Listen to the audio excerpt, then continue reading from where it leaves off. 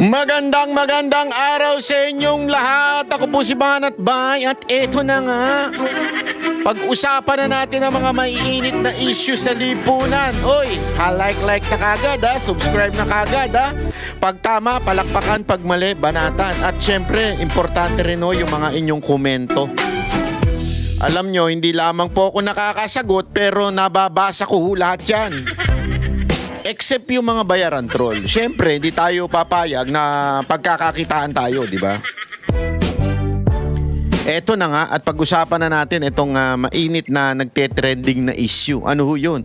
Yung nahuli, si Marcos. Nako, ano na naman ginagawa nito ni Marcos? Nahuli si Marcos na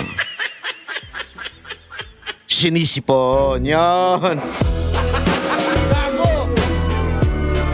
Pero alam nyo, ladies and gentlemen, marami hong ang usap-usapan. Bakit ba yung presidente sinisipon? Nako, dahil ba sa kanyang kalusugan? Mahina na resistensya dahil... Ay! Your guess is good as mine. Nako, ang lupit niyan. Pero meron din nagsasabi, baka naman daw merong tinitik o sinisinghot. Ay, naku. Gago! Hindi ako maniwala doon na merong sinisinghot na iba si Marcos. Ha? Hindi naman halata. Kayo naman. Hindi naman halata. Bumabagsak lang naman yung kanyang kalusugan. Uutal-utal na. Ngingiwi-ngiwi na. At iba na ako mag-isip. Pero gayon pa man, di ko naniniwala. Kayo naman. Naniniwala ako na ito'y isang ordinaryong sipon lamang, ha? Gago! Alam mo naman ngayon, taglamig. Baka sabihin na iba dyan, ikaw rin naman Banat Bay, sinisipon ka rin naman, ha? Ako po kasi talagang may allergy po ako, eh. Meron po ako nung, ano bang tawag mo doon? Yung, rhinitis ba yun? Allergy na. Basta, yung bata pa lang ako, may ganyan na ako. Kaya mapansin nyo, gumaganyan-ganyan ako minsan. Lalo na maraming buhok yung ilong ko. Hindi, di ba? Alam nyo naman, may asthma ako. Meron akong allergy. Kaya ano tayo, nagka-claritin tayo. Uy, hindi to advertisement ha. Pero kasi nga, pag sinisipon-sipon tayo na wala namang sipon. Pero iba yung tumutulo ang sipon. O, ibang usapan yun. Ya? Hindi porket gumaganon, kayo naman, meron na. Pero kasi ito, huli. Huli ang ano? Nako! Huli ang sipon. Kitang-kita na meron pang kasamang puti. Nako! Gago! Alam mo, Banat Bay, masyado ka naman malisyoso. Hindi ako malisyoso. Hindi ako nagsabi niyan. Nakita ko lang komento ng mga tao, trending sa TikTok yung kanyang pag-sipon-sipon, yung tumutulo ang sipon. At meron tayong nakita rin ng ibang tao na tila merong puting substance. Alam nyo mga kababayan, masyado naman yung inyong mga isip masyado naman yung imaginasyon nyo na parang madudumi. Naku. Kasi malay nyo nagkape lang siya. Habang nagkape siya, yung cream, di ba? Minsan yung cream, ganun ang itsura ng cream ng kape. Kayo talaga, oh. Malay mo, nung nilagyan niya yung, di ba, ginaganon yung cream. O, pagka, di ba, ginaganon yung cream. Halimbawa, ito. Although hindi ito yung cream, ha. Ito yung sa salamin. Pag ginanon mo, minsan, tumitilapon yung cream, di ba? Malay mo, nasingot niya. Kaya wag madudumi isip ninyo, kayo talaga, oh. Gago!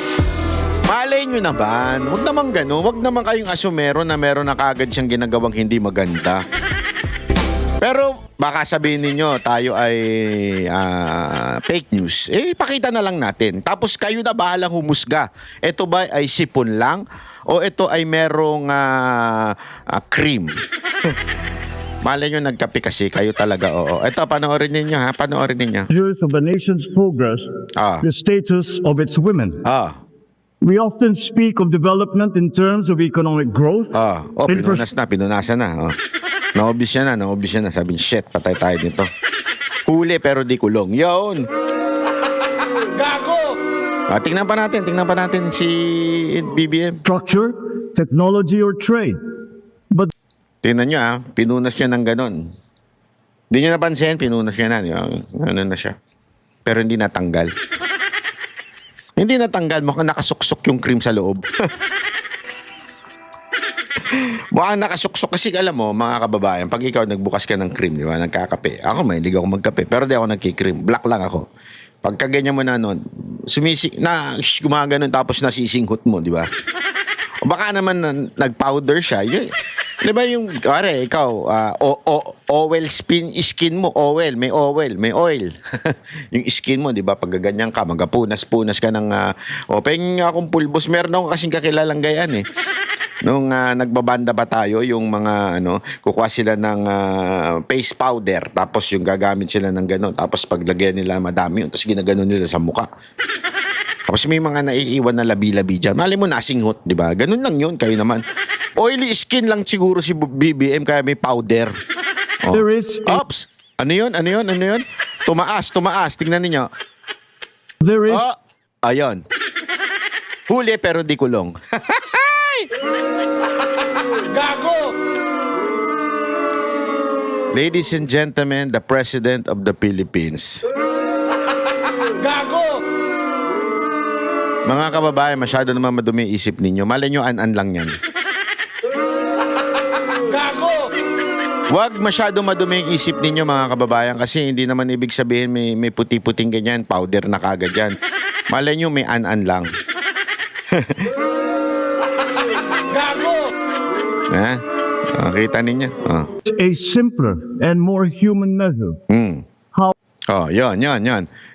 I-close up nga natin yung huli, pero di kulong. Ayan. close up na. Diyan, makikita mo na hindi pantay ang kulay ng kanyang dito sa ilalim ng ilong. Dito. Yan. Tsaka dito. Yan, makikita nyo, hindi pantay ang kulay. Ibig sabihin, positibo. Positibo sa an-an. Gago! Huwag masyado madumi isip ninyo. Masyado naman kayo nangaano ng presidente.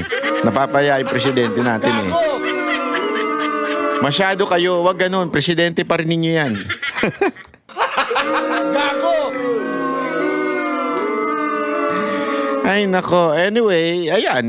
Dahil po dyan, alam mo naman tayo, nananaliksik tayo. Hindi tayo basta-basta yung humuhusga. Nananaliksik tayo. We seek. We research. We do everything to know what is happening around us. So, tinanong natin si ChatGPT.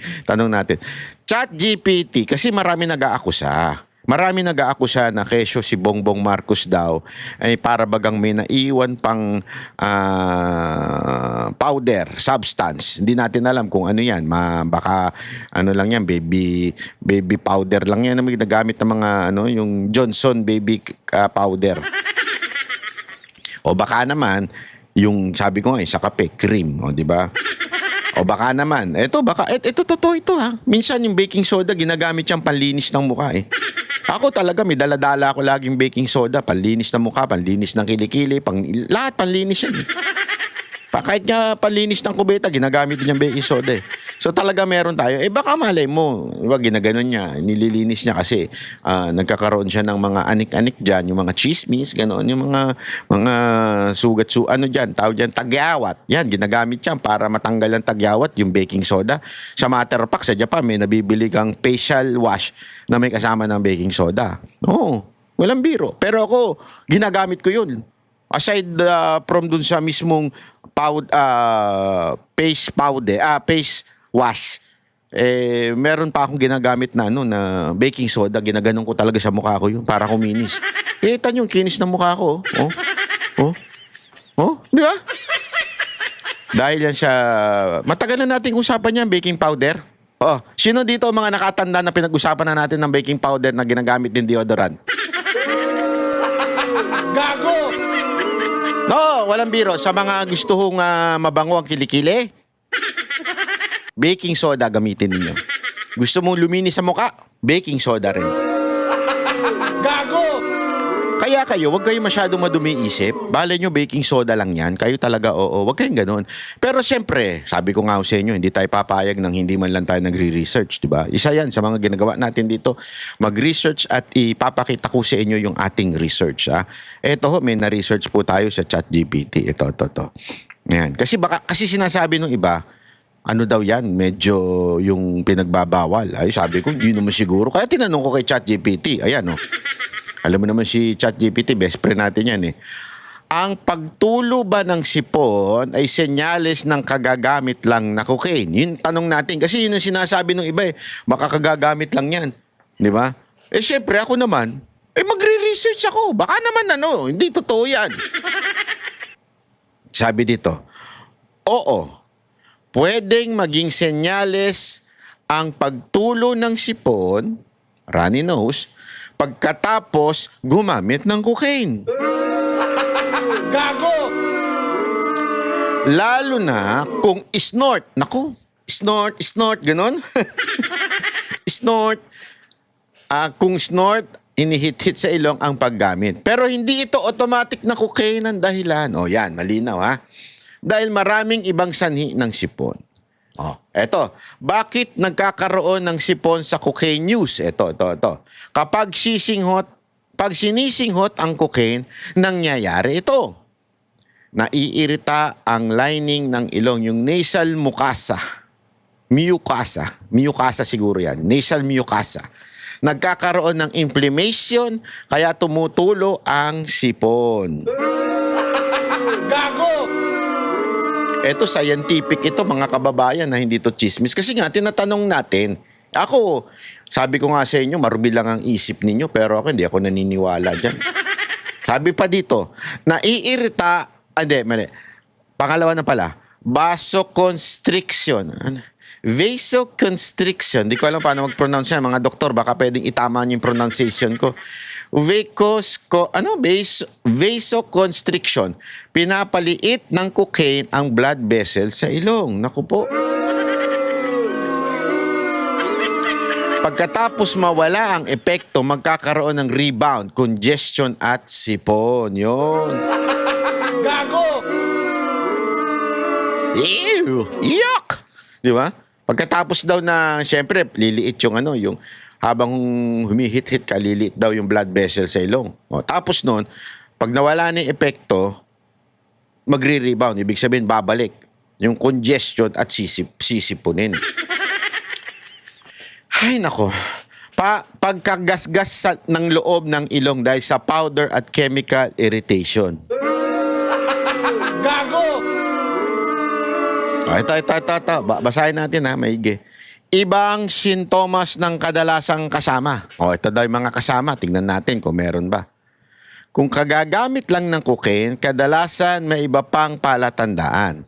Madalas na sipon o baradong ilong. Pagdurugo ng ilong, nosebleed. Sniffing o singhot ng singhot. Gano'n na. Hindi kaya baboy yan?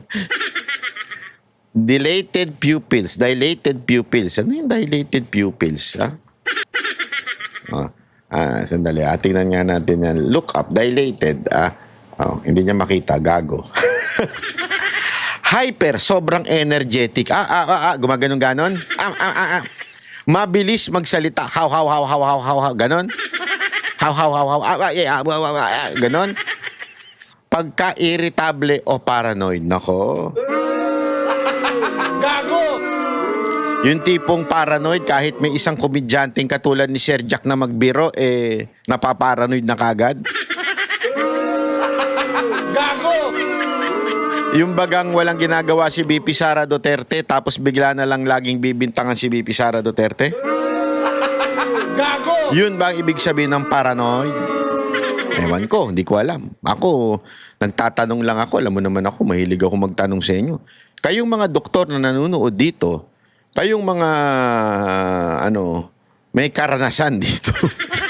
Nanonood pero tumigil na dahil kay Pangulong Duterte. Pwede nyo bang i-share yung experience ninyo? O kaya yung mga doktor, i-share nyo yung kaalaman ninyo para magkaalaman? At ito pa, pero tandaan, ang runny nose lang ay hindi sapat na ebidensya ng cocaine use. Yan, kayo talaga, oh. Maaring sipon, allergic rhinitis, yun yung pala yung ano ko, ano ko, may allergic rhinitis ako eh. Sinusitis, pagbago ng panahon. Sa madaling salita, oo, posible, pero hindi siya reliable na proof ng kagagamit lang ng cocaine. Oh, diba? So, eto, wala pala, hindi ko na pala nasama yun dyan. Oh, anyway, tayo, pinapakita lang natin ang lahat ng anggulo. Baka sabihin ng iba dyan, tayo ay bias. Hindi tayo bias tulad ng media. Ang media bias talaga. Tayo, pag tama palakpakan, pag mali banatan. Ang sinasabi natin dito, hindi naman tayo sigurado. Huwag naman natin pinagbibintangan ng presidente. Years of the nation's progress, the status of its women. We often speak of development in terms of economic growth, Pero may puti-puti, ano? infrastructure, technology, or trade. But there is a Ay, huli, pero di kulong. Pag tumataas siya, huling-huli, oh. Huli, pero di kulong. Kayo naman, ano ba naman... At saka ano ba naman masama kung sakasakaling totoo? O, di ba? Ano ba naman masama? Okay lang naman yan. Basta kami... wala kaming pakialam sa Pilipinas. Yung iba, gano'n ang mga kababayan natin eh. Tsaka, syempre, yung mga kababayan nating lulong din, sabi nila, okay lang yan, para patas-patas lang, para chill. Chill lang. Ayaw namin ng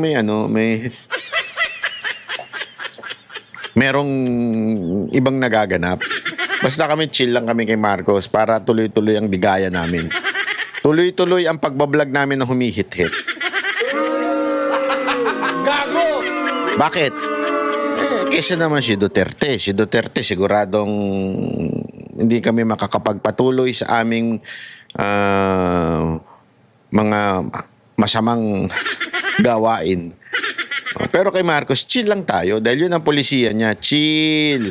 Walang mamamatay. Sabi, di ba? Walang mamamatay. Di ba? Ganun naman ang ating presidente. So, chill lang tayo lahat, pre. Chill. Chill lang.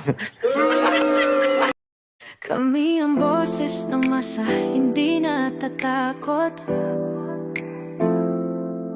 Katotohanan lang, di kami nalulunod. Walang bahid ng sismis, lahat ay totoo. Kahit sino ka pa, pag mali ka babanatan ka. Walang pinipili kulay, wala kaming kinikilingan. Basta para sa bayan, kami lalaban. Pag tama palakpakan, pag mali banatan. Di matitinag, di matatakot, para sa bayan tuloy ang sigaw. Sa harap ng kamera, walang halong takot. Mga baluktot, lahat kayo'y